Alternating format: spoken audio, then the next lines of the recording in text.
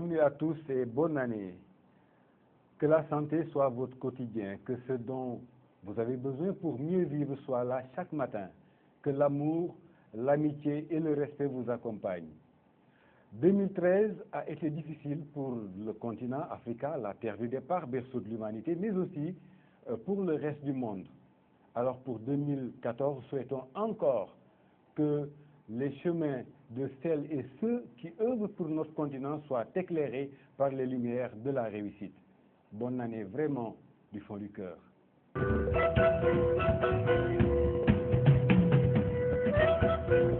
Encore une fois, merci de nous accueillir chez vous. Vous êtes dans Actu-Po, 12e numéro, cette émission qui passe au peigne fin toute l'actualité politique nationale. Alors, aujourd'hui, pour ce premier de l'année 2014, nous avons l'énorme plaisir d'accueillir sur notre plateau Dr Ndeye Mané Diop. Elle est la présidente de la commission santé et affaires sociales de la convergence des cadres de Bokk Gis Gis. Elle est également responsable du parti à Khombole. Docteur, bonjour et bienvenue. Bonjour, merci. Donc, permettez-moi de souhaiter une bonne et heureuse année aux téléspectateurs qui nous regardent, de vous souhaiter également à vous et à mon co-débatteur une bonne et heureuse année, à tout le personnel de Mourchid TV, de le souhaiter à mon président Pape Diop, président de la convergence Bokk Gis Gis, que l'année 2014 soit meilleure que 2013, d'autant plus que 2013 n'a pas totalement été comme l'auraient souhaité les Sénégalais. Donc je souhaite que 2014 soit meilleur. Merci infiniment, docteur. Avec nous aussi sur ce plateau, Monsieur Abdoulaye Dramé. Il est le directeur général de la promotion de l'habitat des Sénégalais de l'extérieur. Il est économiste de formation. Monsieur Dramé, bonjour et bienvenue à Mourchid TV. Merci Monsieur Saler et donc tous nos remerciements à la télévision Mourchid TV pour cette invitation. Et je salue aussi ma sœur Ndeye Mané Diop.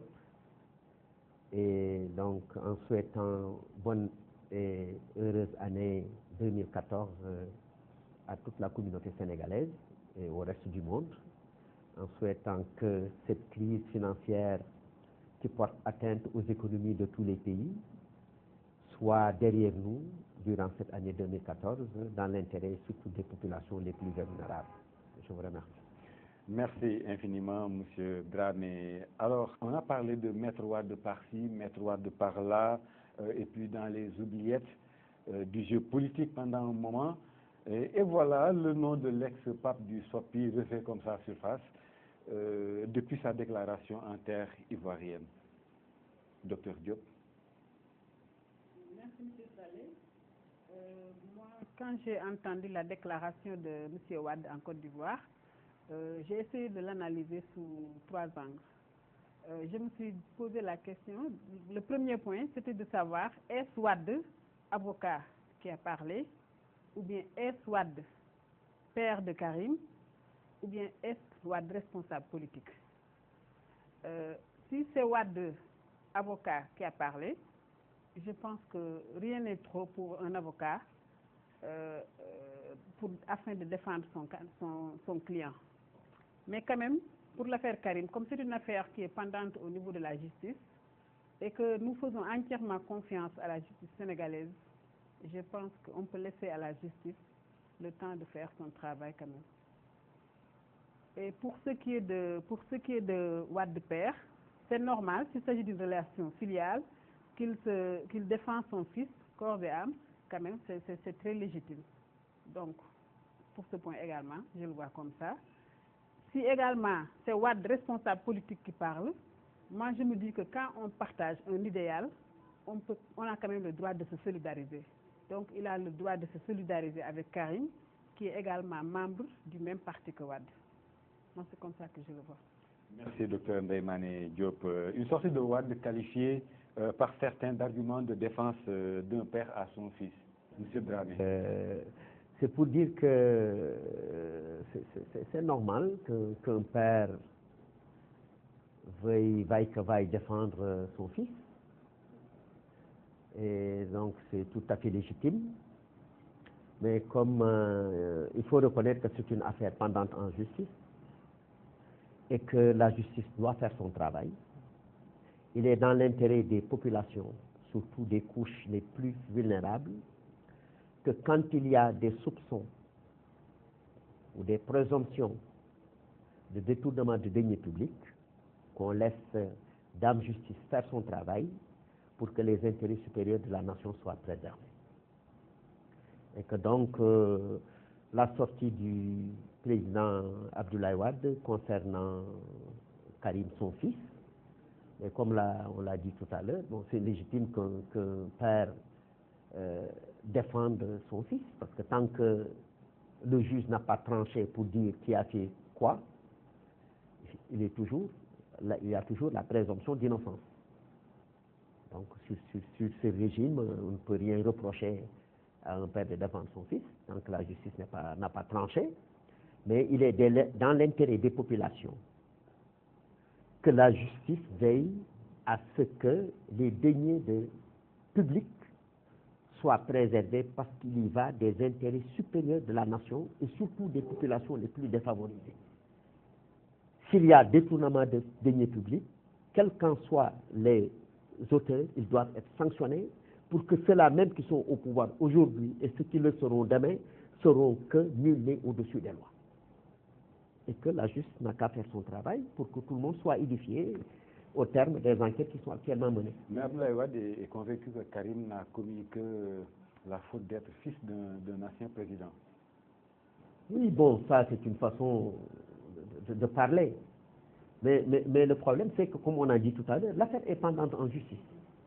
C'est la justice qui va nous dire si Karim est victime d'avoir été le fils d'un ancien président, ou bien il a fauté, à quel niveau, à quelle hauteur. C'est à la justice de dire cela. Il faut qu'on ait confiance en la justice de notre pays. Le fait de faire cette déclaration ne risque-t-il pas d'avoir maille en partie avec la justice? Le fait de dire que Karim... oui, n'a commis que la faute d'être... Oui, mais ça... C'est une idée que lance un papa sur une affaire concernant son propre fils. Ça, tout le monde peut le comprendre. Mais c'est à la justice de faire en sorte que tout le monde soit édifié au terme des enquêtes qui sont menées au niveau national et international. Et il faut que l'on reconnaisse que vraiment, quand nous tous, nous qui avons été ministres, présidents, conseillers de président, directeurs, l'État nous met dans de bonnes conditions, si on est honnête. Donc on ne peut pas accepter que ceux-là, à qui l'État met dans de bonnes conditions, se permettent d'utiliser l'argent qui doit permettre d'électrifier des milliers de villages, de permettre à des villages d'accéder à l'eau, que ces gens-là même qui sont à l'abri du besoin détournent les deniers qui appartiennent au peuple déshérité que nous avons. C'est une question d'objectivité. Voilà. Merci beaucoup, M. Dramé. Docteur Diop, il y a aussi que Maître Wade réclame l'argent trouvé dans les comptes monégasques. Il a le droit, si c'est lui qui avait mis l'argent là-bas, de réclamer l'argent. Mais étant donné que également l'État est en train de faire ce qu'on appelle la traque des biens mal acquis, donc s'il trouve de l'argent, vous savez, l'État a les pouvoirs de récupérer cet argent. Je pense qu'il doit donner les preuves pour montrer qu'il a gagné cet argent honnêtement. Je pense que s'il a gagné cet argent honnêtement, l'État ne peut pas confisquer comme ça l'argent, s'il amène ses preuves.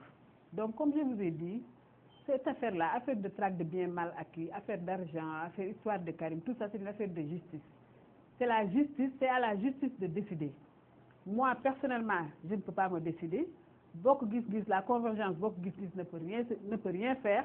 C'est vraiment à la justice de tirer au clair cette affaire-là. Est-ce que vous ne pensez pas que cette sortie pourrait peut-être être une occasion pour relancer ce que justement vous appelez la traque des biens mal acquis? Non, moi je ne le pense pas. Je vous l'ai dit tantôt, j'ai dit qu'il faut voir à quel angle Wade a parlé. Est-ce que c'est Wade de père, Wade avocat, Wade responsable politique? Parce que M. Karim Wade étant majeur et vacciné, avait accepté de se jeter de plein pied dans la politique et avait occupé vraiment des postes très stratégiques. Donc je pense aujourd'hui que M. Karim Wade doit s'attendre à subir les aléas de ce qu'il avait fait avant. Et comme je vous l'ai dit, mon dernier mot, c'est vraiment qu'il faut laisser la justice faire son travail. Et je pense que si on a une bonne justice, la déclaration de M. Abdoulaye Wade ou bien la déclaration d'une autre personne ne peut pas entraver le travail de la justice.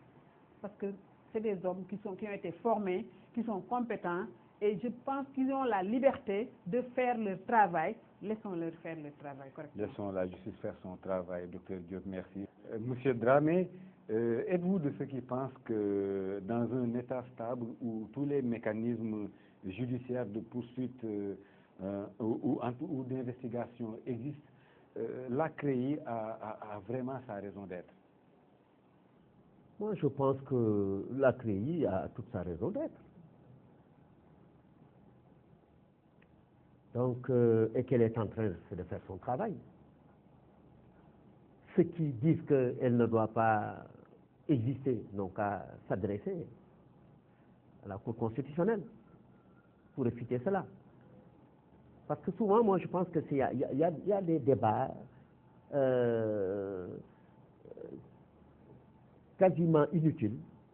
Nous sommes dans un pays qui a beaucoup d'expérience démocratique, qui fait que la séparation des pouvoirs existe.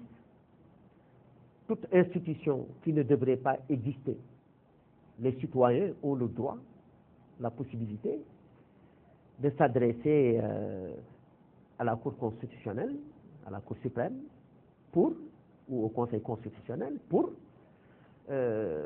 réclamer la suppression d'une institution qui ne devrait pas l'être.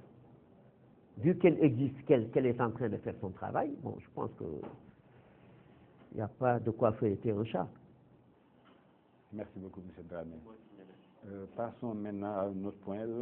L'acte de mort de 5 agences nationales vient d'être signé par le chef de l'État. Il s'agit de l'ANEJ, de l'AGEP, l'ANAMA, la FNPJ, entre autres. Comment est-ce que vous avez accueilli cette nouvelle? Je l'ai accueilli avec satisfaction parce que ces agences ont été créées pour trouver de l'emploi aux jeunes. Et à la limite, c'est même de l'arnaque. Parce que il était question de calmer l'ardeur des jeunes à la quête d'emploi.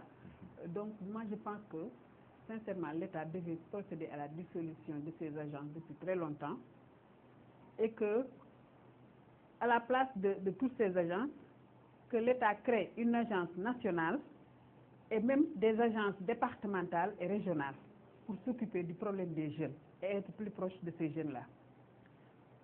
Parce que ces agences-là étaient créées pour tout simplement satisfaire un clientèle politique. Et que je pense qu'avant quand même de la dissolution, l'État devait auditer ces agences-là pour voir qu'est-ce qui a causé, qu'est-ce qui a plombé cette politique, qu'est-ce qui a été bien fait ou qu'est-ce qui n'a pas été bien fait.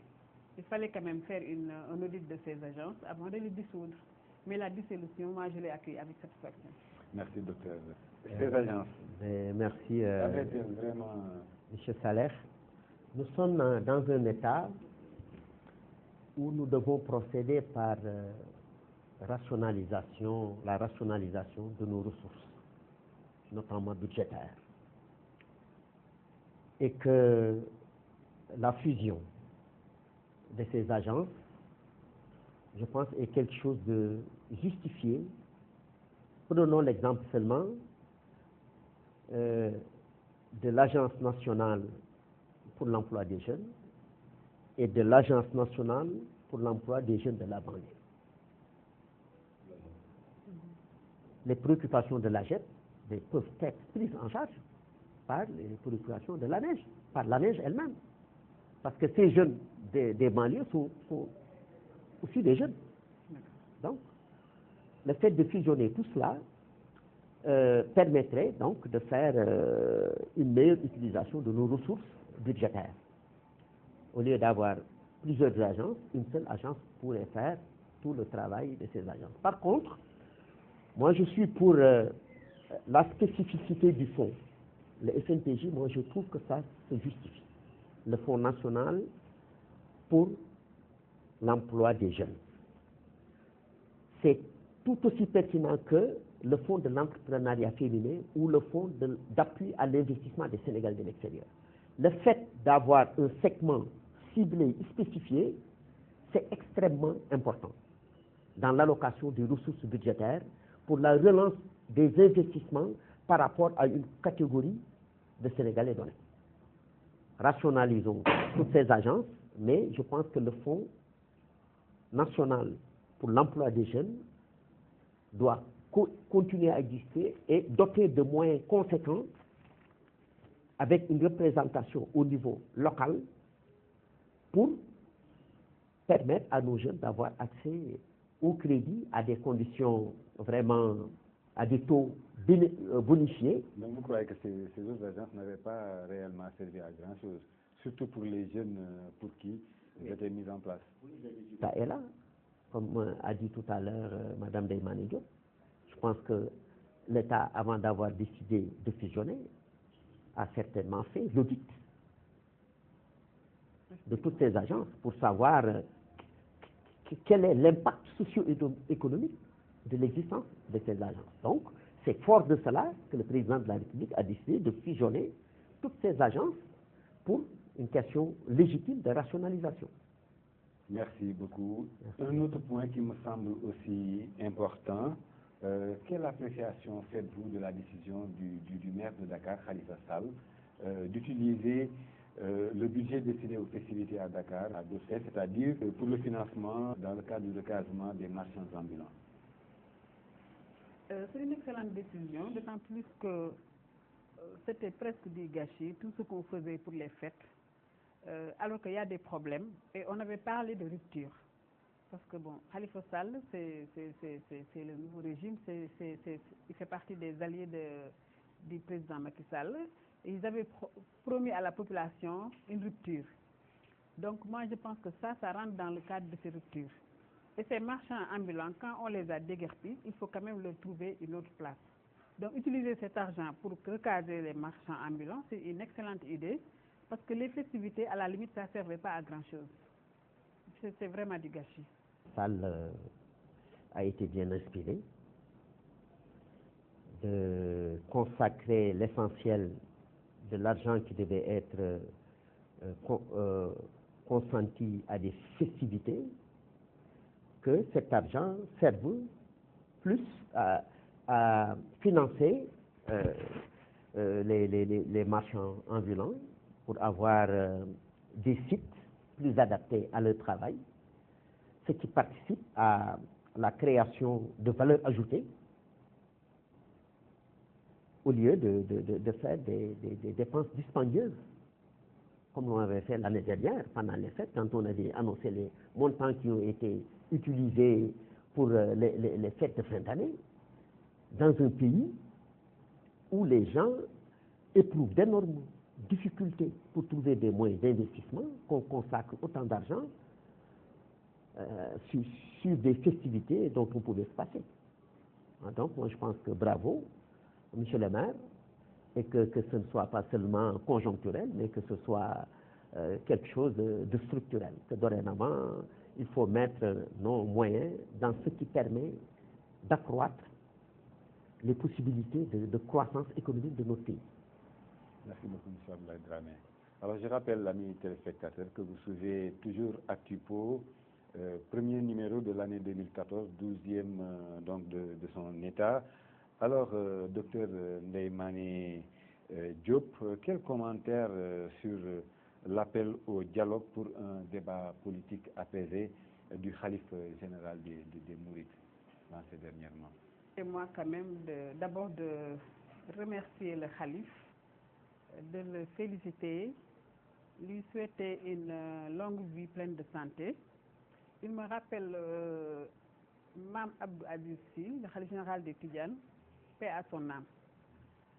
Je pense que le khalife, l'appel du khalife est venu à son heure.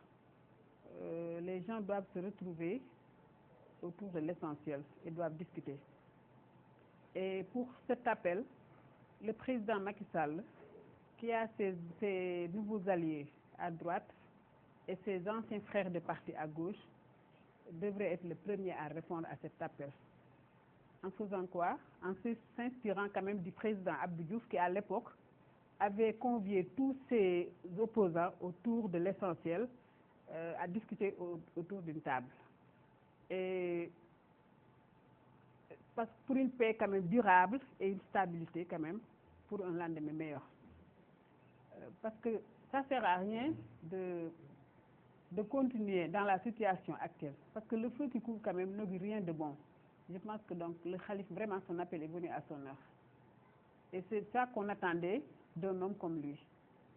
C'est vraiment la réaction qu'on attendait d'un homme comme lui. Un appel qui vient à son heure, docteur Diop, se réunir autour de l'essentiel, c'est-à-dire l'émergence du Sénégal, plutôt que de se donner un spectacle. Que vous inspire l'appel à la classe politique, à l'unité et au dialogue, M. Dramé? Je pense que l'appel du khalife général des Mourides, Cheikh Sidi Makhtar Mbacké, Khadim Rassoul, je pense que ceci doit inspirer tous les leaders politiques, notamment le président de la République, à essayer de trouver un consensus national sur ce grand challenge qu'est l'émergence du Sénégal. Et pour cela, je pense que toutes les fauteurs de troubles dans leurs propos, dans tous les partis, doivent être dénoncés. Même ceux qui sont dans leur propre parti doivent dénoncer ceux qui, en leur sein,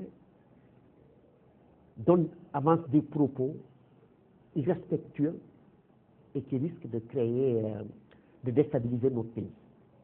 Et que donc, c'est pourquoi il faut qu'on se félicite tous de l'appel du khalife général.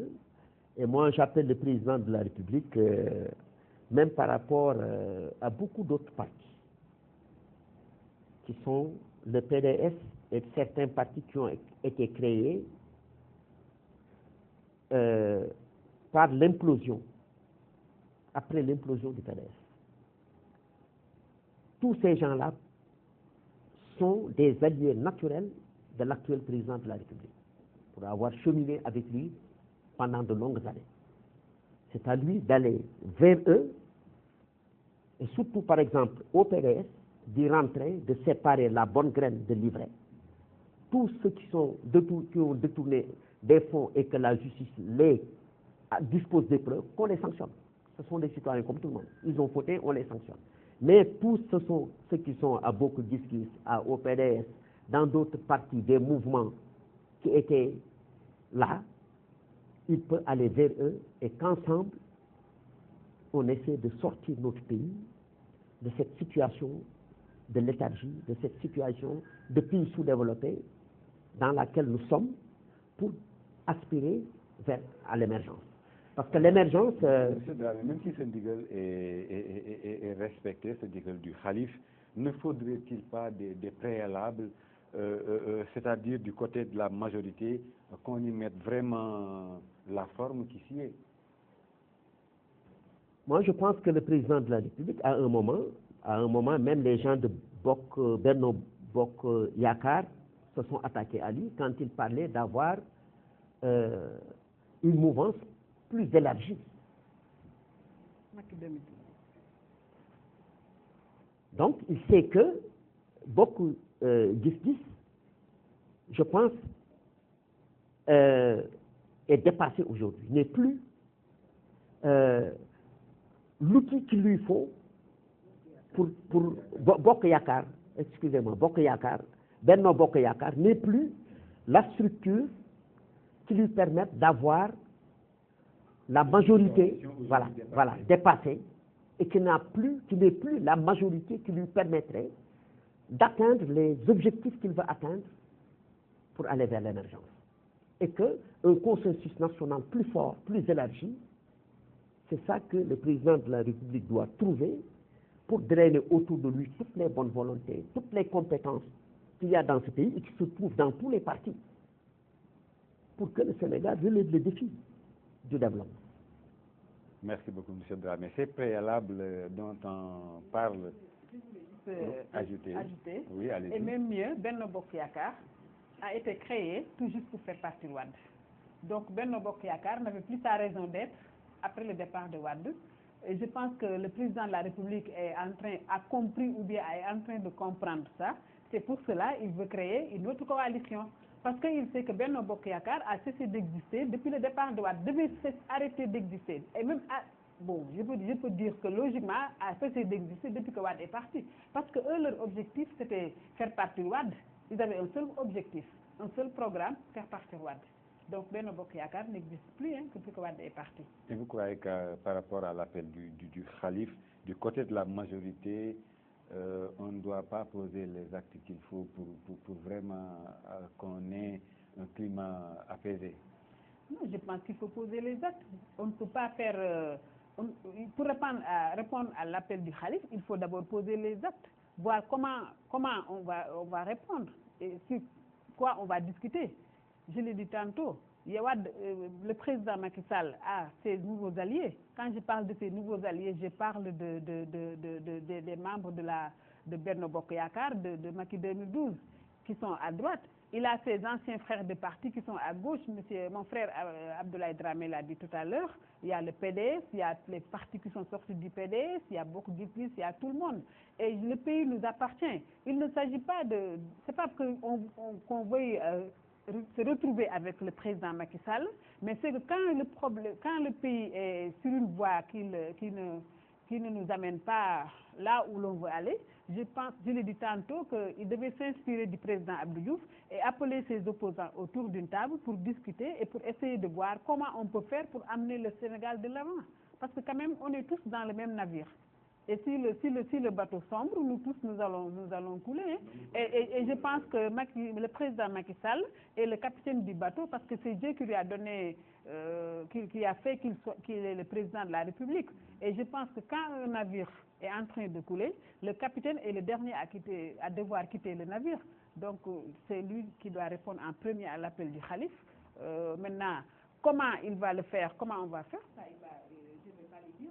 Donc vous croyez qu'il faut impérativement, pour avoir un dialogue instructif, en tout cas et sincère, le chef d'orchestre de l'histoire doit vraiment jouer sa partition, surtout du côté de la gauche. Tout à fait. Merci. M. Dramé. Et ce que vous dites est tellement pertinent qu'il n'y a rien à ajouter. Il faut ratisser large, essayer d'avoir une majorité la plus large possible des compétences de ce pays pour relever les défis de l'émergence. Nous en avons grand besoin. Merci beaucoup, M. Dramé. Maintenant, pour ce qui est de la prorogation du mandat des élus locaux jusqu'au 29 juin 2014, comme ses prédécesseurs, apparemment le président Sall semble en tout cas ne pas échapper au syndrome des reports des locales. Là, je pense que vous connaissez la position de la convergence. Vous devez le connaître, parce que notre président Pape Diop a parlé. Nous, on a toujours été contre le report des élections. Mais Macky Sall étant le président de la République, ils détiennent les appareils de l'État. S'ils ont décidé de reporter, ils sont majoritaires à l'Assemblée, beaucoup ne disent rien. Quand même, c'est décevant, d'autant plus qu'ils avaient promis la rupture. Et pour ce qui est de la rupture, le respect des institutions en faisait partie. Parce que c'est ce qui s'est passé le 23 juin, on a toujours déploré ça. Donc, il ne fallait pas refaire ce qu'on reprochait à Wade. Là, on est en train de refaire ce qu'on reprochait à Wade. Parce qu'on reprochait à Wade de changer, de repousser les élections, de toucher à l'institution. Et là, ils sont en train de refaire les mêmes choses, comme on dit du Wade sans Wade. Ils sont en train de refaire les mêmes choses. C'est dommage, c'est malheureux. Parce que vraiment, ils avaient promis la rupture. Et moi, je pense qu'il n'y a pas de rupture. Mais quand même, on souhaite qu'il n'y ait pas un autre report. Parce que quand même, la date du 29 juin, c'est pendant l'hivernage. Tout le monde le pense. Il y aura l'hivernage, il y aura la pluie, la saison des pluies et tout. Les paysans vont au champ. j'espère qu'on ne va pas revenir nous dire que c'est l'hivernage, on va reporter encore. Votre parti est vraiment prêt à aller à ces locales? Bien sûr. On était même prêt à le faire le 14 mars, le 16 mars.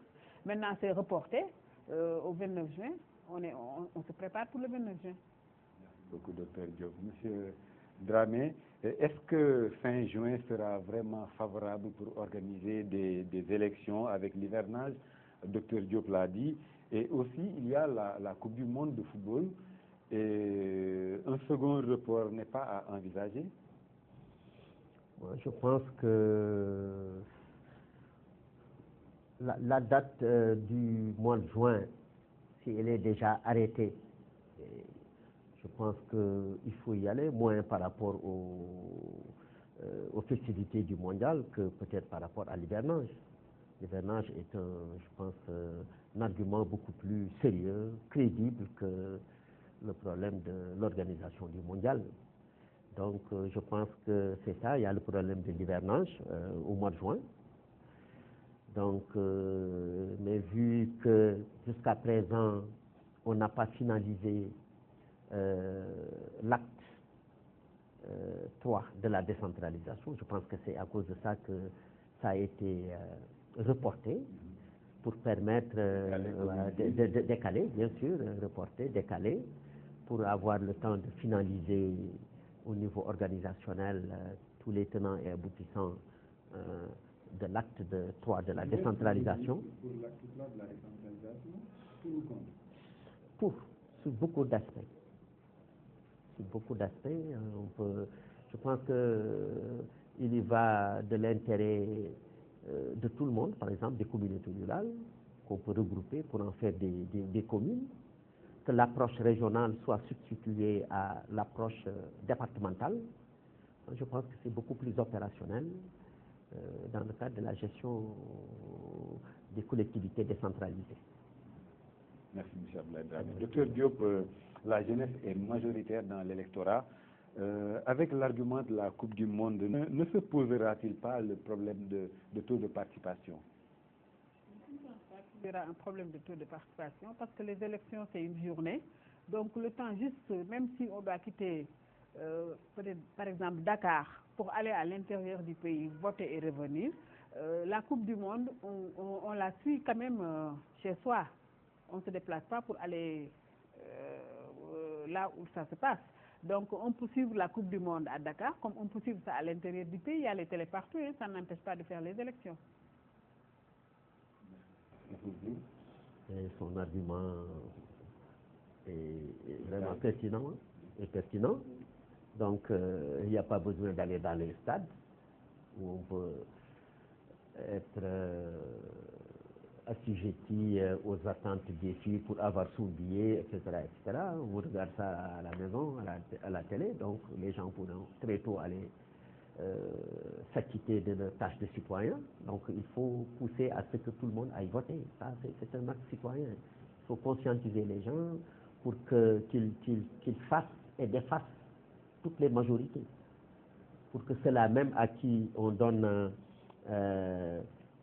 les rênes du pouvoir, qu'ils sachent qu'à tout moment, s'ils ne font pas les engagements sur lesquels ils ont été mis à la tête des circonscriptions, ils seront démis. Donc c'est pourquoi il faut conscientiser les citoyens pour qu'ils prennent conscience de leur propre puissance électorale.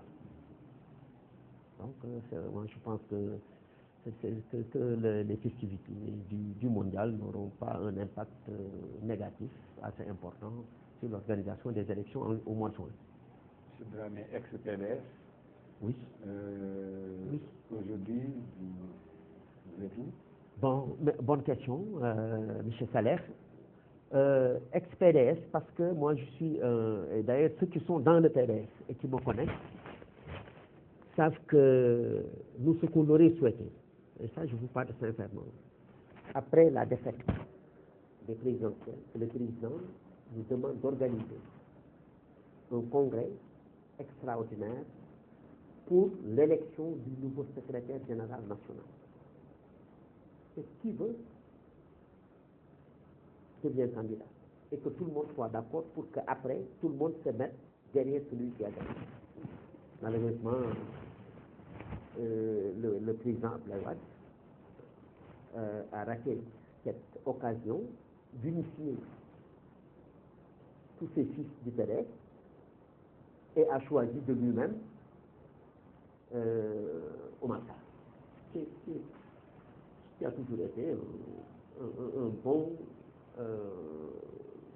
politique dans le parti, mais qui n'a pas l'aura de pouvoir manager au niveau national le PDS. Vous pensez qu'il y a une chance de retrouvailles de la famille libérale tant vantée et recherchée par le président? C'est possible, et c'est pourquoi nous, des cadres comme moi, ont pris du recul. Et ils regardent des choses séparées. Et nous, étant donné qu'on a toujours été même dans notre parti, dans les structures de réflexion, on a créé un think tank dénommé GRP, groupe de réflexion prospective, avec une approche régionale. Parce que nous savons que nos petits pays, le Sénégal, 12 millions d'habitants, ne peut pas attirer de manière conséquente des investissements directs étrangers à cause de difficultés du marché. Par contre, le Sénégal, membre d'un ensemble comme la CEDEAO au niveau régional, a toutes les chances de devenir un pays émergent parce que cet ensemble, la CEDEAO, de plus de 250 millions d'habitants, permettrait aux investisseurs directs étrangers de réaliser des investissements qui leur permettraient, avec des économies d'échelle, d'être compétitifs au niveau mondial. Économiste de votre État, voilà. Quelle lecture faites-vous justement de la vie économique du Sénégal? La vie économique du Sénégal, il y a une petite embellie sur le plan croissance économique. La croissance économique étant un élément composite de beaucoup de choses, composé d'une série de valeurs ajoutées au niveau agricole, industriel, de télécom, etc. On est à 3,8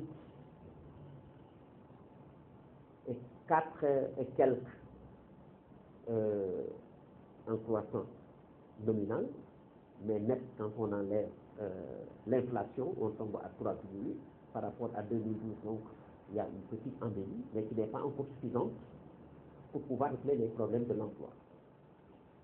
Si nous voulons devenir un pays émergent, nous devons savoir qu'il y a des prérequis.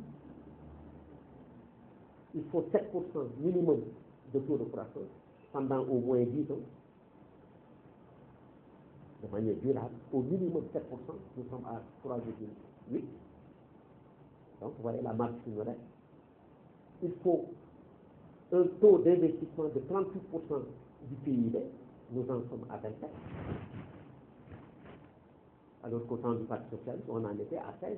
Ce qui veut dire que des avancées importantes ont été faites, mais il reste toujours insuffisant. Le taux d'infrastructure aussi est à satisfaire.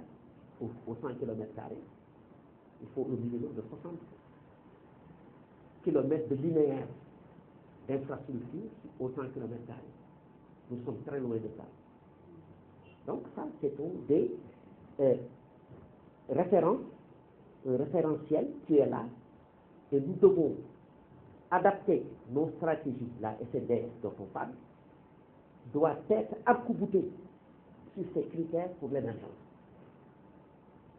Et pour parvenir à ces résultats, à ces prérequis, il faut avoir la majorité de la population derrière soi, d'où la pertinence de l'appel du Khalife général des Mourides, et que le président a suivi au robot en disant qu'il va aller au-delà de Benno Bokk Yakaar pour créer une majorité présidentielle beaucoup plus élargie. Merci beaucoup, M. Dramé. Docteur Mané, si vous aviez à faire un bilan dans votre domaine de compétences, la santé, de quel serait ce bilan?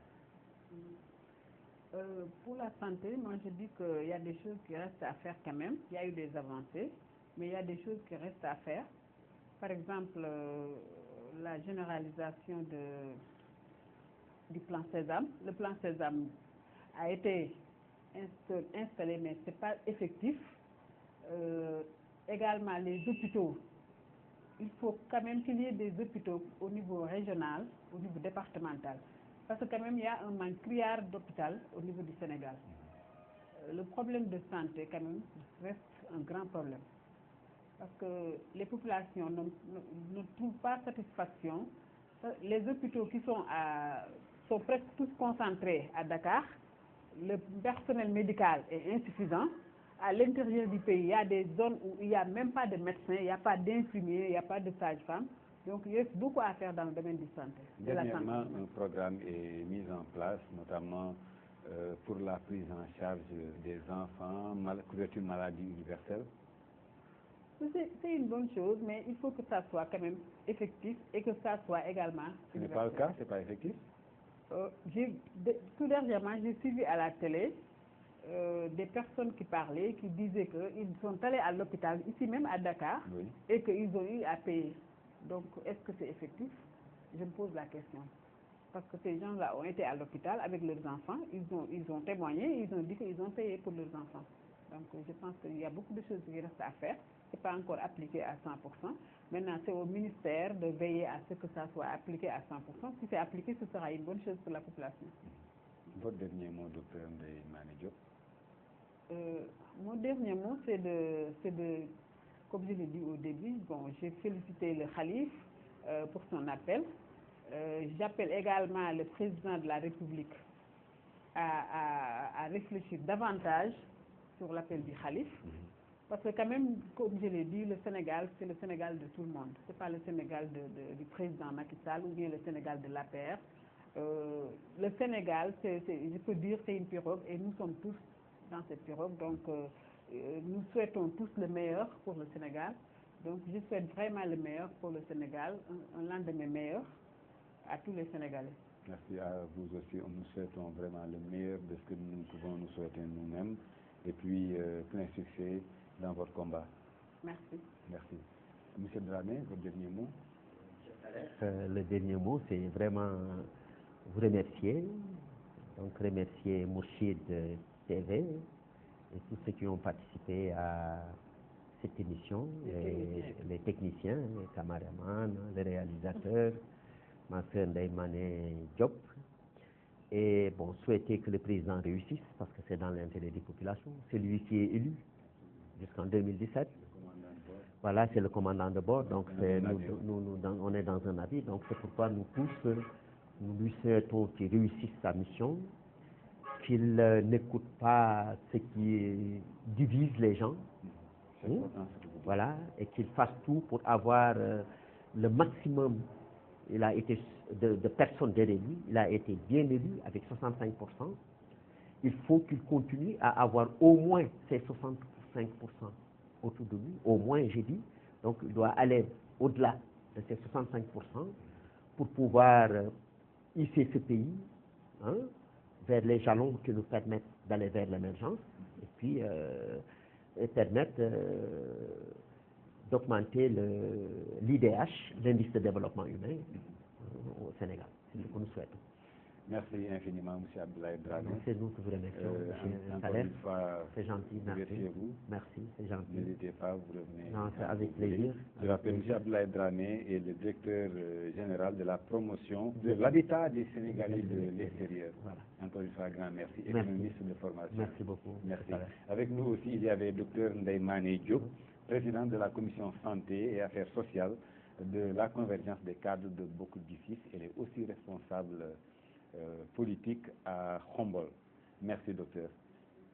Merci à vous aussi, amis téléspectateurs, de nous avoir reçus chez vous. C'en est donc tout pour ce 12e numéro d'Actupo, première émission de l'année 2014.